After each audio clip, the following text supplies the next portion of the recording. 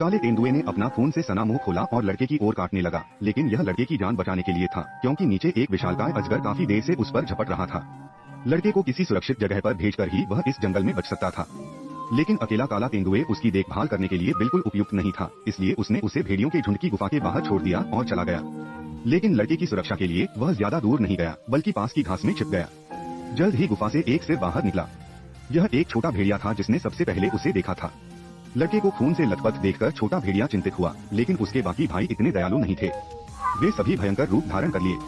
भेड़िया माता पिता, जिन्होंने खून की गंध सूंघी थी, करीब से उसके पीछे पीछे गए, लेकिन जब उन्हें पता चला कि यह एक इंसान है तो उन्होंने जल्दी से अपने दांत हटा लिए। वे समझ नहीं पा रहे थे कि एक इंसान का बच्चा यहाँ कैसे आ सकता है। भेड़िया माता ने उसके शरीर पर लगे खून को चाटा और पाया कि लड़के के शरीर पर कोई घाव नहीं था। यह अंदाजा लगाना मुश्किल नहीं था कि यह खून शायद उसके जैविक माता पिता का ही था। लड़के की मासूम शक्ल देखकर भेड़िया माँ ने तुरंत अपने पैर हिला दिए, लेकिन लड़के को गोद लेने के लिए भेड़िया राजा की मंजूरी जरूरी थी, इसलिए भेड़ियों के झुंड में एक बैठक हुई।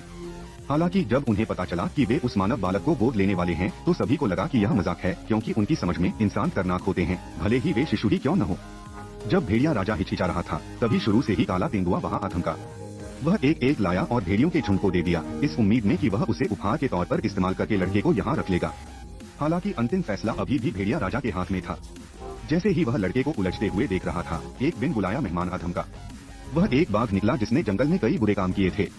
अतीत में किसी ने उससे नफरत की थी और बाघ इस बार उस लड़के को मांगने आया था, क्योंकि उसने कुछ समय पहले ही उसके माता पिता को मार डाला था, लेकिन गलती से उस लड़के को अपने पास भूल गया था।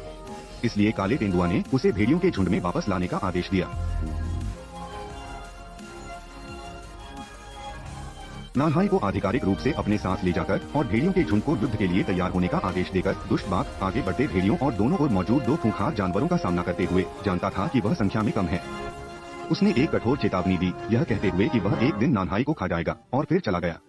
यह कथन भेड़िया राजा के अधिकार के लिए एक स्पष्ट चुनौती थी, इसलिए भेड़िया राजा ने झुंड को नानहाई की रक्षा के लिए हर संभव प्रयास करने का आदेश दिया। इस प्रकार भेड़िया झुंड के संरक्षण में नानहाई जल्दी बड़ा हो गया। नानहाई के गुरु के रूप में ब्लैक पैंथर अक्सर उसके जंगल में जीवित रहने के कौशल को बेहतर बनाने के लिए उसे शिकार पर ले जाता था। ब्लैक पैंथर की तुलना में ब्लैक बियर के प्रशिक्षण के तरीके और भी कठोर थे। वह नानहाई के चेहरे पर एक जहरीला बिच्छू रख देता और उसे हिलने डुलने से मना करता, ताकि उसका साहस और ध्यान केंद्रित हो सके। जरा सी भी चूक होने पर ब्लैक बियर उसे कड़ी फटकार लगाता। लड़का बहुत संतुष्ट था और सोचता था कि उसका जीवन शांतिपूर्ण होगा। हालांकि उस दिन एक दुर्घटना घटी। लड़का मछली पकड़ने के लिए नदी में कूदा, लेकिन अप्रत्याशित रूप से वह पानी पीने आए एक खूंखार बाघ से टकरा गया। लड़का इतना डर गया कि उसने अपनी सांस रोक ली और हिला तक नहीं। बाघ के मुंह में खून देखकर साफ पता चल रहा था कि उसने अभी किसी शिकार को मारा है। इस समय लड़के द्वारा छोड़े गए बुलबुलों ने अचानक खूंखार बाघ का ध्यान आकर्षित किया। उसने पानी की सतह को घूरा और जब उसने देखा कि लड़का अपनी सांस रोकने वाला है, तो बाघ अचानक पलट गया और चला गया। बिना ज्यादा सोचे समझे लड़का जल्दी से पानी की सतह पर आया और बिना पीछे देखे शिकारियों के समूह की ओर भागा। अचानक उसके पीछे से एक दहाड़ सुनाई दी। पता चला कि लड़का बेतहाशा भाग रहा था। वह गलती से एक जाल में फंस गया और मदद के लिए उसकी पुकार पास में मौजूद काले तेंदुए ने सुन ली, लेकिन सौभाग्य से लड़के को उसकी तेज आंखों ने नहीं मारा, वरना उसकी मौत जरूर हो जाती। जाल बहुत गहरा होने के कारण ऊपर बैठा दुष्ट बाघ चिकित्सक भी असहाय था। जब लड़का असमंजस में था, तभी एक तेज आवाज ने दुष्ट बाघ को इतना डरा दिया कि उसने अपनी सांसें निकाल ली। इस समय दुष्ट बाघ असमंजस में था, एक तेज आवाज ने दुष्ट बाघ को इतना डरा दिया कि उसने अपनी सांसें निकाल ली। इस समय दुष्ट बाघ असमंजस में था, एक तेज आवाज ने दुष्ट बाघ को इतना डरा दिया कि उसने अपनी सांसें निकाल ली। इस समय दुष्ट बाघ असमंजस में था, एक तेज आवाज ने दुष्ट बाघ को इतना डरा दिया कि उसने अपनी सांसें निकाल ली। इस समय दुष्ट बाघ असमंजस में था, एक तेज आवाज ने कृपया मैगजीन और इंडियन कॉलम का समर्थन करने के लिए लाइक, सब्सक्राइब, रिपोस्ट और रिकॉर्ड करें। अचानक ऊपर से एक हाथी नीचे आया, अपनी सूंड लड़के की कमर में लपेटी और उसे जल्दी से ऊपर उठा लिया। जब लड़का जाल से बाहर निकला तो उसने पाया कि उसे बचाने वाला एक हाथी था। ऐसा लग रहा था कि बाघ को भी उसने भगा दिया था, लेकिन लड़के को उम्मीद नहीं थी कि उसके सामने वाले हाथी का एक दांत टूटा हुआ था। इसी समय काला तेंदुआ भी तेजी से वहां पहुंचा। बाघ को दोबारा हमला करने से रोकने के लिए लड़का जल्दी से काले तेंदुआ के साथ वहां से चला गया, लेकिन उसे नहीं पता था कि असली मुसीबत अभी शुरू हुई है। लड़के की सुरक्षा सुनिश्चित करने के लिए काला तेंदुआ चाहता था कि वह इंसानों के गांव लौट जाए, लेकिन लड़का लंबे समय से भेड़ियों के झुंड में रहने का आदी था और इंसानों के साथ बिल्कुल नहीं रहना चाहता था। जल्द ही वार्षिक दौड़ परीक्षा फिर से शुरू हो गई। भेड़ियों के झुंड में एक पुरानी परंपरा है, केवल दौड़ परीक्षा पास करने वाले ही भेड़ियों के झुंड में रहने के योग्य होते हैं। अपने पैरों से दौड़ने वाले लड़के की तुलना में यह निस्संदेह एक बहुत बड़ी चुनौती है। परीक्षा की कठिनाई बढ़ाने के लिए काला तेंदुआ भी शिकारी की तरह उन पर हमला करेगा। जाहिर है यह आकलन आसान नहीं है। छोटा भेड़िया जाने के लिए तैयार था। भेड़िया राजा के आदेश पर लड़का और छोटा भेड़िया झुंड में निकल पड़े। नन्हा सफेद, जो जन्म से ही एल्बिनिज्म से पीड़ित था, सबसे पहले पकड़ा गया और मारा गया। हालांकि लड़के को कोई फायदा नहीं था, फिर भी वह हार मानने वाला नहीं था। अगर उसे भेड़ियों के झुंड में बने रहना था तो उसे अच्छी रैंकिंग हासिल करनी थी। सामान्य रूप से दौड़कर जीतना नामुमकिन था, इसलिए लड़के को एक तरकीब सूझी और वह सीधे चट्टान पर एक बड़े पेड़ पर कूद गया। कोई छोटा रास्ता अपनाकर ही वह जीत सकता था। एक गुफा से गुजरने के बाद लड़का आखिरकार भेड़ियों के झुंड के सामने पहुंच गया, लेकिन अप्रत्याशित रूप से अगले ही पल काला तेंदुआ उस पर झपट पड़ा। लड़के पर दया दिखाने का कोई इरादा नहीं रखता था। काले तेंदुआ को भेड़ियों के झुंड से दूर जाते देख काले तेंदुआ के लगातार पीछा करने के कारण लड़के ने जल्दी से अपने दुबले पतले शरीर का इस्तेमाल पेड़ों के बीच से भागने के लिए किया और तभी वह काले तेंदुआ के पीछा से छूट पाया। लड़के को देखते ही आमतौर पर सख्त रहने वाला काला भालू आश्चर्य से भर गया, लेकिन तभी कुछ अप्रत्याशित हुआ। लड़के पर अचानक काले पैंथर ने हमला कर दिया, जिससे वह सफलता से बस एक कदम दूर रह गया। काले भालू के लाख समझाने के बावजूद काला पैंथर नहीं माना। भेड़ियों का झुंड खामोश हो गया और कोई भी देख सकता था कि काला पैंथर साफ तौर पर लड़के को निशाना बना रहा था। लड़के को खुद पर और भी ज्यादा तरस आ रहा था। वह आसानी से पहला स्थान जीत सकता था, लेकिन अब उसे बाहर कर दिया गया था और झुंड छोड़ने की नौबत आ गई थी। लेकिन अब कुछ भी कहने में बहुत देर हो चुकी थी। नियम तो नियम होते हैं। वह मेरा पीछा करता है, वह मेरा पीछा करता है। वह जानता है कि मैं सबसे कमजोर हूँ। आपकी सारी शिक्षाएं निरर्थक हैं।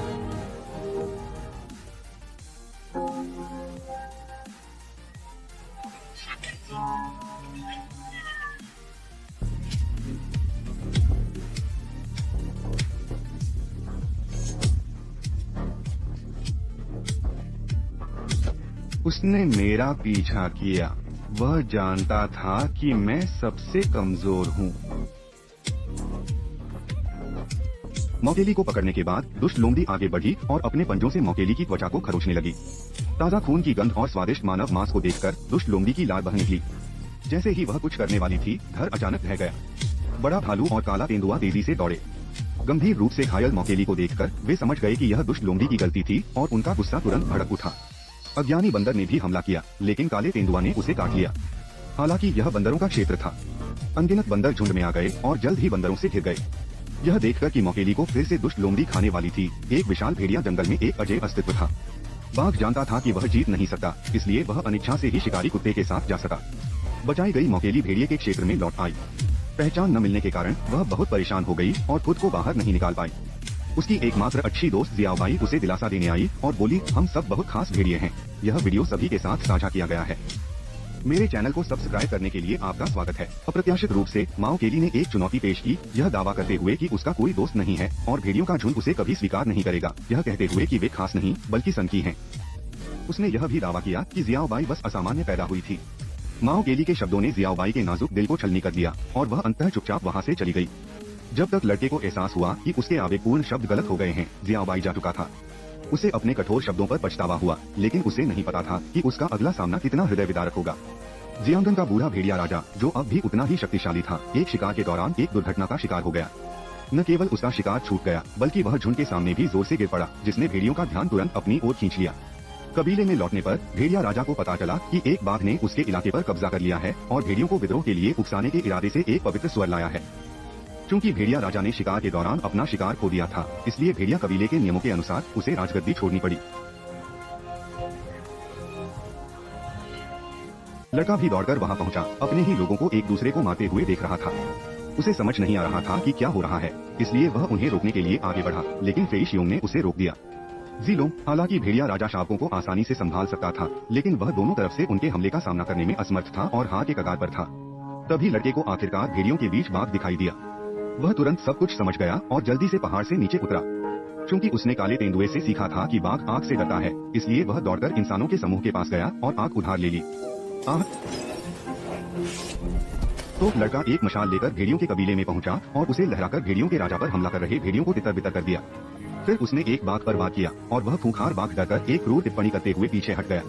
लड़का बूढ़े भेड़िया राजा के सामने पहुंचा। उससे पूछने ही वाला था कि क्या वह ठीक है, लेकिन भेड़िया राजा ने उसे बताया, क्या आपने अपना हथियार बदल लिया? मैंने बहुत बड़ी शर्मिंदगी लाई है। तुमने मुझे बहुत बड़ी शर्मिंदगी लाई है। प्लीज, जल्द ही शिकारी एक भरपूर खाना लेकर आए।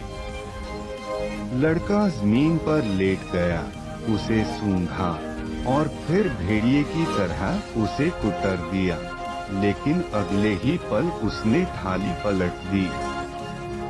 उसने कभी इंसानों का बनाया खाना नहीं खाया था और नमकीन स्वाद उसे बता रहा था कि उसके पास जाने के अलावा कोई चारा नहीं था। रात में काला तेंदुआ लड़के के बारे में चिंतित हो गया और चुपके से उसके पास आया। लड़के ने सोचा कि काला तेंदुआ उसे बचाने आया है, लेकिन काले तेंदुआ ने उसे यहीं रहने के लिए कहा क्योंकि बाघों ने जंगल पर कब्जा कर लिया था और अगर वह वापस गया तो वह मर जाएगा। अंत में लड़के की लाख मिन्नतें करने पर भी काला तेंदुआ उदासीन रहा और क्रूरता से चला गया। अगले दिन जब वह उठा तो उसने पाया कि पिंजरा खुला हुआ था। लड़का बहुत हैरान हुआ और फिर सावधानी से बाहर निकला। जैसे ही वह बाहर आया उसने देखा कि शिकारी एक जंगली सुअर को मारने की तैयारी कर रहा है। लड़का इतना भूखा था कि उसने कच्चा मांस खाना शुरू कर दिया। शिकारी ने उसे यह देखकर रोक दिया। लड़के का असहाय रूप देखकर शिकारी कुछ देर के लिए हिचकिचाया, फिर अपने हाथ में मांस का एक टुकड़ा काटकर खाने लगा। महिला ने धैर्यपूर्वक उसे गंदगी धोने, मानव जूते पहनाने और उसके लंबे बाल बांधने में मदद की। गांव वालों ने उसे सजा नहीं दी, लोग नाचते गाते थे और हर जगह शांति और सुकून का माहौल था। दिन ब दिन वह इस कोमल आलिंगन का आनंद लेता रहा। इसलिए जब उसका पूर्व भेड़िया भाई उसके पास आया और कहा कि झुंड मुसीबत में है और राक्षसों से लड़ने में मदद के लिए वापस आने को कहा, तो उसने बिना किसी हिचकिचाहट के मना कर दिया। लेकिन उस दिन अमाओ ने आखिरकार मानव स्वभाव का काला पक्ष देखा। वह शिकारी के संग्रह कक्ष में ठोकर खाकर पहुंचा और वहां तरह तरह के भगवान जानवर देखे, एक स्थायी रूप से जड़ा हुआ सांप, एक प्याले में भीगा हुआ बंदर और अंत में एक भेड़िए का सिर जिसने उसका दिल तोड़ दिया। उसने तुरंत पहचान लिया कि यह उसका सबसे अच्छा दोस्त था। जियाओबाई अतीत की हर याद उसके मन में उमड़ पड़ी और कुछ भी बदला नहीं जा सका। अमाओ फूट फूट कर रोने लगा। अगले दिन जब शिकारी गहरी नींद में सो रहा था, उसने बदला लेने के लिए अपना चाकू निकाला, लेकिन अचानक उसे शिकारी का निशान दिखाई दिया। वह जानता था कि यह दुष्ट लोमड़ी सुओ है और उसके दिमाग में एक योजना बनी। उसने पास में शिकारी के कीमती हाथी दांत पर नजर डाली और समझ गया कि यह किसका है। उसने हाथी दांत हाथी राजा को लौटा दिया और बदला लेने का वादा किया। एमाओ भेड़ियों के झुंड में वापस आया और अपनी योजना प्रस्तावित की, लेकिन भेड़िया राजा ने उसे अस्वीकार कर दिया क्योंकि वन कानून बिना अनुमति के शिकार की अनुमति नहीं देता। हालांकि एमाओ ने कहा कि दुष्ट बाघ को मरना ही होगा। वह अकेले ही लंबी पैदल यात्रा के रास्ते पर निकल पड़ा और जंगल में चिल्लाकर दुष्ट बाघ को बाहर आने के लिए कहा। कुछ ही देर बाद दुष्ट बाघ ने जवाब दिया और एमाओ के हाथ में चाकू देखा। उसने सोचा कि वह खुद को ज्यादा आंक रहा है। अप्रत्याशित रूप से एमाओ अचानक जोर से चिल्लाया और घात लगाए जियान वांग तुरंत बाहर भागा। नौकर बिना किसी हिचकिचाहट के भाग गया। दुष्ट बाघ को एहसास हुआ कि उसके साथ छल किया गया है, लेकिन बहुत देर हो चुकी थी। वह तुरंत एमाओ की ओर दौड़ा, लेकिन नीचे गिर गया। फंसे हुए जानवरों के बीच लड़ाई में वह एमाओ के उठे हुए चाकू से मारा गया और पकड़ा गया। वह अकेले ही दक्षिण चीन सागर की ओर भागा। एमाओ चकमा देकर एक पेड़ पर कूद गया। दुष्ट बाघ ने उसका पीछा किया और उसे खदेड़ता रहा।